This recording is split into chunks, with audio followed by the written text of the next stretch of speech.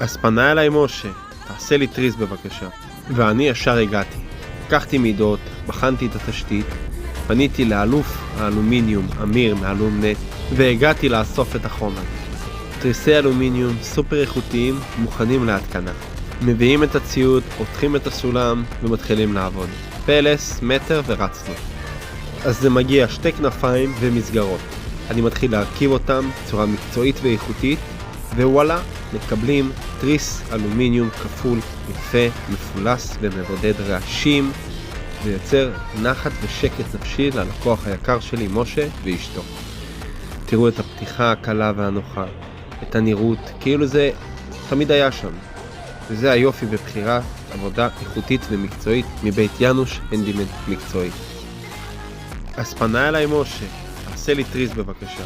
ואני ישר הגעתי. לקחתי מידות, בחנתי את התשתית, פניתי לאלוף האלומיניום אמיר מאלומנט, והגעתי לאסוף את החומר. תריסי אלומיניום סופר איכותיים מוכנים להתקנה. מביאים את הציוד, פותחים את הסולם ומתחילים לעבוד. פלס, מטר ורצנו. אז זה מגיע שתי כנפיים ומסגרות.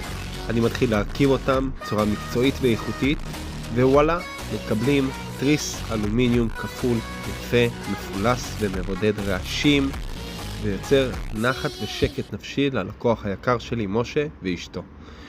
תראו את הפתיחה הקלה והנוחה, את הנראות, כאילו זה תמיד היה שם.